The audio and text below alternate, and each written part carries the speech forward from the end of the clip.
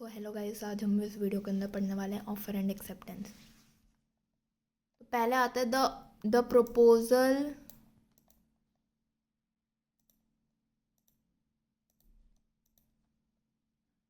Proposal और offer. Section 2 है, कहता है इंडियन कॉन्ट्रैक्ट एक्ट का डिफाइन करता है प्रपोजल को कैसे कि when one person signifies to other अपनी विलिंगनेस टू डू और to abstain from doing something. Section 2A जो इंडियन कॉन्ट्रैक्ट एक्ट का है वो प्रपोजल को ऐसे डिफाइन करता है कि जब एक पर्सन सिग्निफाई करता है दूसरे पर्सन को अपनी विलिंगनेस, अपनी इच्छा कि उसे ये करना है या फिर उसे ये करने से रोकना है दूसरे इंसान को, दोनों ही उसमें, with a view to obtaining the assent. मतलब ऐसा नहीं है कि जैसे उसने ऑफ़र किया तो उसका ये है कि चलो भाई एक्सेप्ट करेगा तो भी ठीक है, नहीं करेगा तो भी ठीक है। नहीं, वो ऑफ़र देता है तो मतलब उसका व्यू ये होता है कि हाँ ये एक्सेप्ट ही कर ले। ऑफ डैट टू एक्ट और एब्सटेनेंस, मतलब कि वो उस काम को करने के लिए या मान जाए, मतलब लाइक कोई काम करने के लिए, मतलब कोई काम है उसको करने के लिए या तो वो मान जाए या फिर उसको करने के लिए ना माने, एब्सटेनेंस। ठीक है, he is said to make a proposal. इसको उसको फिर क्या कहते हैं हम, प्रपोजल देना कहते हैं। द टर्म्स प्रपोजल और ऑफर आर यूज्ड इंटरचेंजेबली, मतलब कि जो प्रपोजल और ऑफर है उन दोनों का एक ही मतलब है। An offer is not merely a request और पीस ऑफ इंफॉर्मेशन, मतलब कि ऑफर सिर्फ एक रिक्वेस्ट या फिर कोई इन्फॉर्मेशन नहीं होती है, इससे बहुत ज़्यादा होती है। और स्टेट ऑफ इंटेंशन यही नहीं होती है, it is much more than all these, ये इन तीनों चीज़ों से बहुत ज़्यादा है। There four essential element proposal के और या फिर ऑफ़र के क्या हैं, क्योंकि प्रपोजल और ऑफ़र एक ही होता है, तो इसके असेंशियल एलिमेंट क्या हैं। First, it must be made to another person, ये किसी दूसरे पर्सन को के साथ होता है। मतलब प्रपोजल आप किसी और को ही दोगे ना, अपने आप को तो नहीं दोगे ना। There can not be a proposal by a person to himself, मतलब आप अपने आप को प्रपोजल नहीं दे सकते। जैसे आप ऐसा प्रपोजल नहीं दे सकते कि अगर आप ट्यूशन पढ़ाते हो, आपने अपने आप को प्रपोजल दिया कि अगर मैंने बच्चों को ये वाला चैप्टर पढ़ा दिया तो मैं अपनी एक जेब से पैसे निकाल के दूसरी जेब में डाल लूँगा। नहीं, ऐसा तो नहीं होता ना। ठीक है। B, it may be made to do something और एब्सटेन फ्रॉम डूइंग समथिंग। ये क्यों बनाया जाता है कि या तो आप कोई काम करो या फिर उसे ना करो। दिस मीन्स दैट ऑफर में भी पॉजिटिव नेगेटिव, ऑफर पॉजिटिव भी होता है नेगेटिव भी होता है। एग्जाम्पल है, the finance company offers not to confiscate car, ये क्या, negative offer. If the customer promises to repay the outstanding amount before the agreed day, it may be an offer to construct a wall to provide privacy, ये positive offer हो गया। Not to construct a wall, ये negative offer हो गया। For that free passage of light and air may not be obstructed. ठीक है, negative offer क्यों बनाया गया, जिससे कि लाइट आती जाती रहे। ठीक है, तीसरा, it must be an expression of the willingness to do और to abstain from doing something. ये मतलब क्या होना चाहिए, ऐसा एक्सप्रेशन होना चाहिए कि आप चाहते हो कि वो इंसान वो काम करे या फिर वो काम ये वाला ना करे। फिर उसके बाद हमारे एग्जाम्पल्स आते हैं। पहला, a casual inquiry. Example, do you intend to sell your car is not a proposal. अगर आप किसी से इंक्वायरी कर रहे हो ऐसे पूछने के लिए कि क्या आप अपनी गाड़ी बेचना चाहते हो, तो ये प्रपोजल नहीं है। Second, a mayor statement of intention. Example, I may sell my car if I can get 1 lakh for it. ये भी प्रपोजल नहीं है, क्योंकि उसने ये नहीं बोला कि मैं अपनी कार बेच दूंगा अगर वो 1 लाख में बिक जाए, तो इसने ये बोला कि मैं शायद अपनी गाड़ी बेच दूंगा अगर वो 1 लाख में बिकेगी तो। तीसरा, an advertisement to hold an auction is merely a declaration of intention और इन्विटेशन टू एन ऑफर। अगर आपने कोई एडवर्टीजमेंट लगाई एक ऑक्शन की कि ऑक्शन के अंदर डिसाइड होगा कि भाई कितने में बिकेगी, तो वो क्या है, डिक्लेरेशन है कि आपकी इंटेंशन है बेचने की, लेकिन वो इन्विटेशन टू एन ऑफर है, ऑफर नहीं है। Fourth, likewise an announcement of a beauty competition by a beauty parlor और a scholarship examination by college, ये भी ऑफर नहीं है, is not a offer. Fifth, I am willing to sell my bike to you for 25,000 is a proposal. Proposal मतलब offer, तो ये हमारा I am willing to sell my bike to you for 25,000 ये proposal है। It must be made with a view to obtaining the assent और of the other, ये किससे किया गया कि भाई हाँ मैं बेचना चाहता हूँ, मतलब ये बाइक वाला क्या है कि इसमें बेचना चाहता है फचममनी बाइक, है ना। या फिर कुछ ना करने का होता है, पर्सन टू सजेक्ट और एब्सटेनेंस, एब्सटेनेंस मतलब कि नहीं करने देना चाहते हम। Intention must be to obtain consent of other person, intention यही होनी चाहिए कि भाई जो हमने कहा है कि वो इंसान करे वो कर ले, और नहीं अगर हमने कहा है तो वो ना करे, है ना। तो मतलब चाहे हमने ऑफर पॉजिटिव दिया है नेगेटिव दिया है वो उसको एक्सेप्ट कर ले, मतलब हमारी इंटेंशन यही होनी चाहिए। Example 5, above is a proposal, तो ये प्रपोजल है।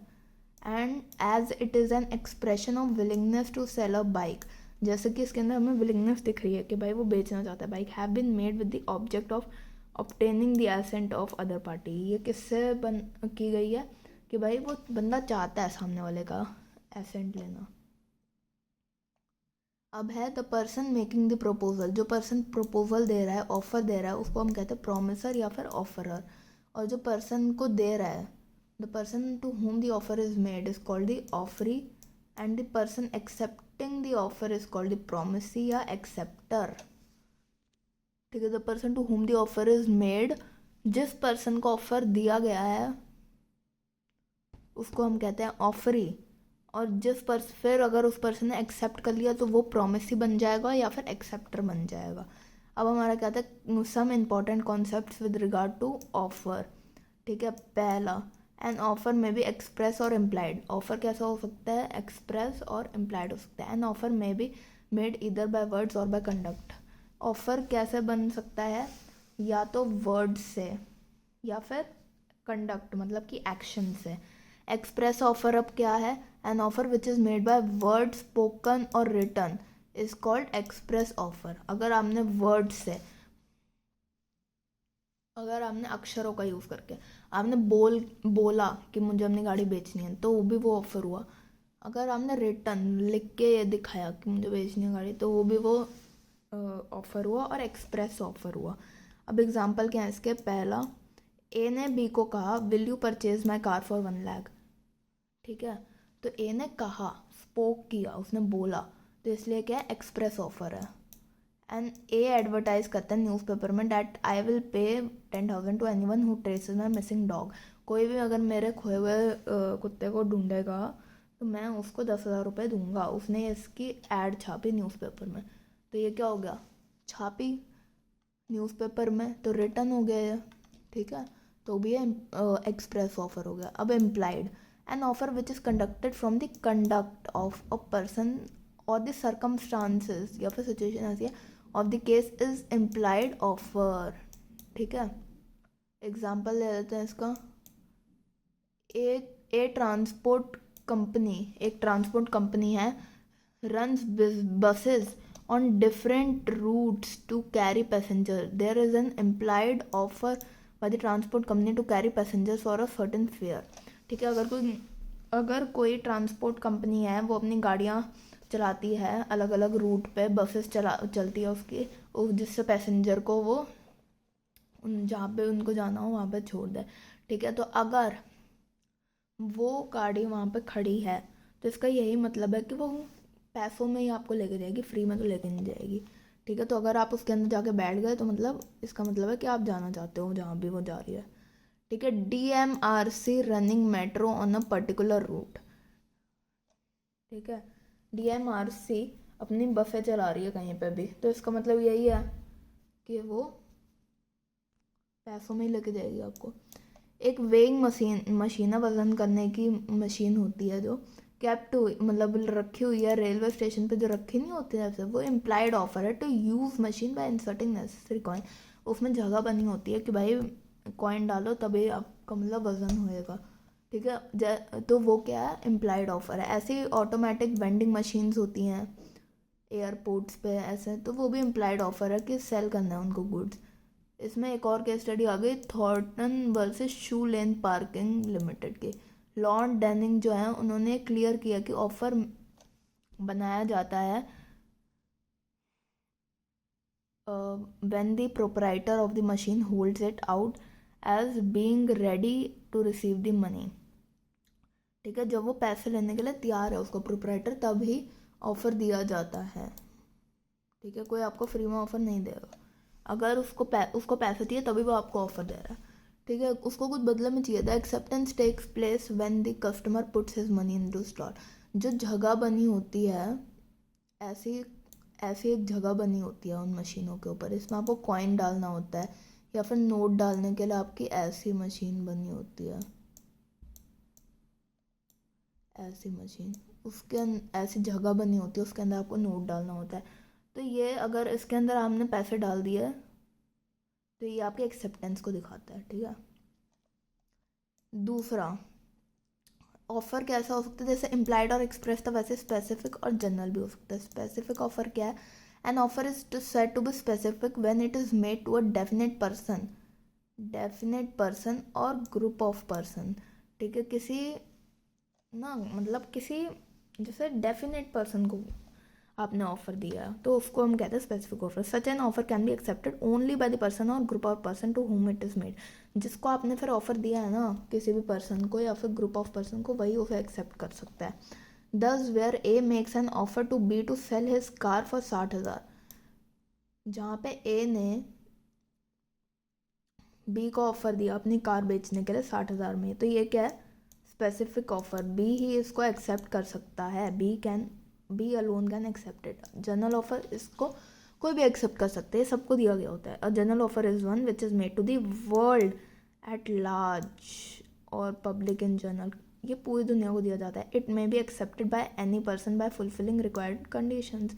ये कोई भी एक्सेप्ट कर सकता है रिक्वायर्ड कंडीशन को फुलफिल करके। The landmark case of general offer कौन सा है? इसमें केस स्टडी आती है बहुत ही इंपॉर्टेंट, कार्लिल और कार्बोलिक स्मोक बॉल। तो आप इसको ज़रूर याद कर लीजिएगा, बहुत ही ज़्यादा important. Popularly known as smoke ball case, इसको ऐसा कहते हैं। केस लॉ पे पढ़ते हैं आप क्या है।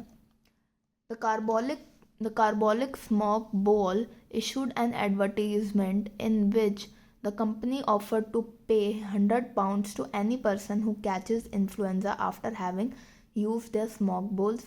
Smoke balls मतलब medical preparation called the carbolic smoke balls. ठीक है, कार्बोलिक स्मोक बॉल कंपनी थी, उसने इशू करी एडवर्टीजमेंट जिसके अंदर कंपनी ने ये ऑफ़र किया कि वो £100 देगी उस पर्सन को जिसको इन्फ्लुएंजा हो जाता है हमारे ये स्मोक बॉल्स खाने के बाद भी, इनको यूज़ करने के बाद भी। ठीक है, the carbolic balls 3 times daily, 3 time daily लेना है फॉर 2 weeks, 2 हफ्ते के लिए 3 बारी रोज़ लेना है according to the printed directions. ठीक है, मतलब जैसे डायरेक्शन दी हुई है उस पर, उसके अकॉर्डिंग। ठीक है, तो एक मिसेस कार्लिल थी, on the faith of the advertisement, उन्होंने एडवर्टाइजमेंट पर विश्वास करके उनसे ख़रीदा और यूज़ करी बॉल्स बिल्कुल डायरेक्शन के अकॉर्डिंग जो लिखी थी। But she nevertheless subsequently suffered from influenza, लेकिन फिर भी उन्हें इन्फ्लुएंजा हो गया। ठीक है, उन्होंने स्यू कर दिया कंपनी को, उस पर केस कर दिया फॉर द प्रॉमिस्ड रिवॉर्ड। उन्होंने जो कहा था £100 के लिए, उस पर उसके लिए उन्होंने केस कर दिया। तो company was held liable, company liable हो गई भाई, क्योंकि उसने बोलता here performance as per the printed direction was held to be sufficient acceptance. ठीक है, in such unilateral contract the offer demands an action for notification of accepting is dispenser until such general offer is retracted or withdrawn it can be accepted by anyone at any time as it is a continuing offer। ठीक है, जब देखो until such general offer, ये क्या था? General offer था, add दे दिया आपने तो मतलब ये जनरल ऑफर है। और जब तक आप इसको मतलब ऐसा नहीं है ऐड जहाँ पे आपने छपवाई, अगर आप जब तक वो ऐड को ख़त्म नहीं कर देते उसको कोई भी एक्सेप्ट कर सकता है किसी भी टाइम पे, क्योंकि जब तक आपने उसको हटाया नहीं, रिट्रैक्ट नहीं किया, विड्रॉ नहीं किया, तो वो एक कॉन्टिन्यूइंग ऑफर है और उसको कोई भी कर सकता है एक्सेप्ट, तो फिर उन्हें देना पड़ेगा रिवॉर्ड। ठीक है। अब ये क्या है, रिवॉर्ड पोस्टर और advertisement of reward. Advertisement of reward address to the public at large for the restoration of lost article is general offer. ठीक है, एडवर्टीजमेंट अगर आपने किसी चीज़ की दिया कि भाई इस चीज़ को अगर कोई ढूंढ के लाएगा तो उसको इतने पैसे मिलेंगे, ये रिवॉर्ड मिलेगा, तो वो क्या है, एक जनरल ऑफर, उसको कोई भी एक्सेप्ट कर सकता है। Such offer may be accepted by any person acting as per the term, जो उस टर्म्स के अकॉर्डिंग काम कर रहा है, in order to give rise to contractual obligation to pay the reward. ठीक है, in such cases communication of acceptance is not necessary. इसके अंदर ये ज़रूरी नहीं है। वैसे तो हम नॉर्मल केसेस में क्या करते हैं कि भाई अगर किसी ने एक्सेप्ट किया तो उसे बताना चाहिए, ऑफरर को बताना चाहिए, उसे ऑफरी को ऑफरर को बताना चाहिए, जिसने एक्सेप्ट किया है उसको बताना चाहिए, जिसने ऑफ़र किया था उसको पता चलना चाहिए बात कि भाई किसी ने एक्सेप्ट कर लिया है ना। लेकिन इस जर्नल ऑफ़र के केस में ये नहीं लागू होता। ठीक है, केस लॉ है इसमें हर भजन लाल वर्सेस हर चरण लाल। एक्स ने एडवर्टीज़ किया न्यूज़पेपर में कि वो 5,000 देगा किसी को भी जो उसके मिसिंग बॉय को ट्रेस करेगा।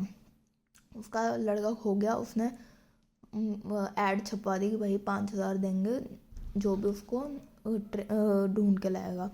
Y who knew about the word trace the boy, Y को इसके बारे में जिसको पता था उसने बॉय को ढूंढा और सेंड किया टेलीग्राम पे to X that he has found the his boy. It was held that Y was entitled to receive the amount of reward. ठीक है, तो ये हो गया फाइनल कि भाई उसको रिवॉर्ड मिलेगा। Such offer is automatically closed as soon as the first information comes in. ठीक है, तो ये खुद ही बंद हो गया क्योंकि उसको लड़का मिल गया था। अब तीसरा क्या है, an invitation to offer is not offer. Invitation to offer offer नहीं होता। An offer must be distinguished, मतलब ऑफर में और इन्विटेशन टू ऑफर में फ़र्क होता है। The Latin phrase invitatio ad offerendum means inviting the offer। ये लैटिन में लिख दिया, मतलब इनवाइटिंग द ऑफर को लैटिन में लिखेंगे तो ये बनेगा। In the case of an invitation to offer the person sending out the invitation does not make an offer but only invites the other party to make an offer. ठीक है, तो अगर कोई इन्विटेशन का ऑफर है तो invitation to offer है तो उसका मतलब है कि जो पर्सन सेंड करता है ना इन्विटेशन, वो ऑफर नहीं बनाता लेकिन सिर्फ इनवाइट करता है अदर पार्टी को ऑफर बनाने के लिए। It is prelude to an offer inviting negotiations or preliminary discussions. Invitation to offer ये सिर्फ एक इंड्यूसमेंट या फिर अट्रैक्ट करने के लिए किसी और पार्टी को दिया जाता है। To make an offer against such attraction, कि वो ऑफर दे हमको, वो अट्रैक्ट होके उससे। ऑब्जेक्टिव क्या होता है कि भाई सर्कुलेट करना होता है इन्फॉर्मेशन। ठीक है, such invitation for offers are therefore not offers, ये ऑफर नहीं होते लॉ की आइज में। ठीक है, लॉ की नज़र में ये कोई ऑफर नहीं होती है, सिर्फ इन्विटेशन टू ऑफर होते हैं। They are simply invitation to negotiate. For example जैसे कि डिस्प्ले कर दिया टाइम टेबल बाय रेलवे। ठीक है, advertisement to let out of a space, brochure issued by development authority announcing a scheme for allotment of plots. ठीक है, Ghaziabad development authority and versus union of India. ठीक है, ये case law है। Prospectus issued by the company, menu card handed over to a customer in a restaurant. देखो ये सबसे अच्छा एग्जांपल है कि मेन्यू कार्ड हमने जैसे किसी कस्टमर को दिया, मेन्यू कार्ड में तो इतनी सारी चीज़ें होती हैं, तो इसका मतलब ये नहीं होता, आपने ये भी देखा होगा ना कि भाई मेन्यू से वो चीज़ें बोलते हैं और कभी कभी वो नहीं होती चीज़ें अवेलेबल, तो वो बोल देते हैं कि भाई ये तो है नहीं, हम तो कोई केस थोड़ा कर देते हैं भाई उन पर, क्योंकि वो इन्विटेशन टू ऑफर है कि भाई ये हमारे उसमें मिलता है, लेकिन इस टाइम है या नहीं वो अलग बात है। ठीक है, तो आप केस नहीं कर सकते। ऐसे ही अगर कोई मैकडोनल्ड का वो लगा हुआ है, मैकडोनल्ड के अंदर गए आप, वहाँ पे लगे नहीं रहता है ऐसा कि ये मिलता है हमारे उसमें, तो है ना, और फिर वहाँ पे जाके अगर आपने कुछ ऑर्डर किया और वो मिला नहीं, उन्होंने बोला ख़त्म हो गया, तो आप ये नहीं बोल सकते भाई उसमें तो तुमने लगा रखा है उसमें, तो वो बोलेंगे हाँ भाई मिलता तो है लेकिन अभी नहीं है, ठीक है, तो आप केस नहीं कर सकते उसके ऊपर। कैटलॉग ऑफ प्राइसेस और display of goods with prices marked thereon does not constitute an offer. They are simply an invitation for offer. And hence, if a customer asks for goods or makes an offer, the shopkeeper is free to accept the offer or not. वो offer को accept भी कर सकता है और नहीं भी कर सकता है, ठीक है। जैसे कि केस लॉ आ गया इसमें, pharmaceutical society of great Britain boot versus boot cash chemist limited. The when and where does this sale takes place in a self-service store was resolved by this landmark judgment, ठीक है। Goods were displayed in the shop for sale with price tags attached on each article. Goods लगे हुए थे shop के अंदर price tag के साथ। And self service system of their, self service मतलब कि निकाल के काउंटर पे आ सकता है किसी को भी पसंद है। तो one customer selected the goods but the owner refuse to sell, owner ने मना कर दिया सेल करने के लिए।